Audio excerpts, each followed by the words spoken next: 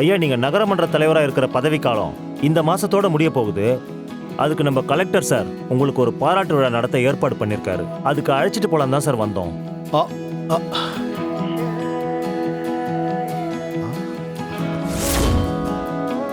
எனக்கு எதுக்கு இந்த பாராட்டு விழாலாம்? நான் என்னோட கடமையை தானே செஞ்சேன். ஐயா, நீங்க தலைவரா இருந்த இந்த காலத்துல இந்த ஊருக்காகவும் இந்த ஊர் மக்களுக்காகவும் நீங்க எவ்வளவோ செஞ்சிருக்கீங்க ஐயா. ஆமாங்க ஐயா, அதுக்கெல்லாம் இந்த ஊர் மக்கள் சார்பா உங்களுக்காக நாங்க செய்யற நன்றி கடனையாது.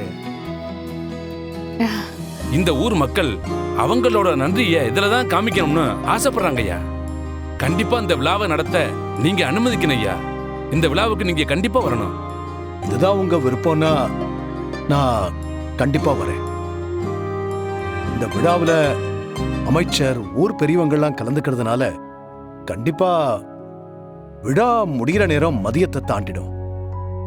அவ்வளோ நேரம் எல்லாரையும் உட்கார வச்சுட்டு வெறும் வயிறோட அனுப்பக்கூடாது. அதனால விழாவில் மதிய சாப்பாடு போடுறதுக்கு ஏற்பாடு பண்ணுங்க. அதுக்கான செலவை நான் பாத்துக்கிறேன். ஐயா, உங்களை பத்தி எங்களுக்கு தெரியாதா? உங்க வீட்டுக்கு யாராவது வந்தாலே அவங்கள வெறும் வயித்தோட நீங்க அனுப்புனதில்ல. அப்படி இருக்கும்போது பாராட்டு விழாவில் வர்றவங்கள எப்படியா நீங்க சும்மா அனுப்பிச்சிருவீங்க? ஐயாவோட பொண்ணு தனா கூட நல்லா சமையல் பண்ணுவாங்க. இந்த மாதிரி ஆர்டர் எல்லாம் எடுத்து பண்றதாக கேள்விப்பட்டோம். நாம ஏன் இந்த ஆர்டரை அவங்களுக்கே கொடுக்க கூடாது?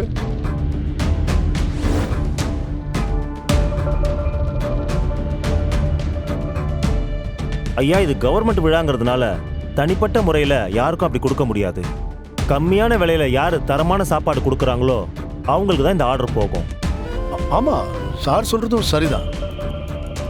வேண்டியவங்க வேண்டாதவங்கன்னு பார்க்காம எல்லார்கிட்ட இருந்தும் கொட்டேஷன் வாங்கி எந்த கொட்டேஷன் வந்து நல்லா இருக்கோ அவங்களுக்கு ஆர்டர் கொடுங்க. அதானே சரியா இருக்கும்.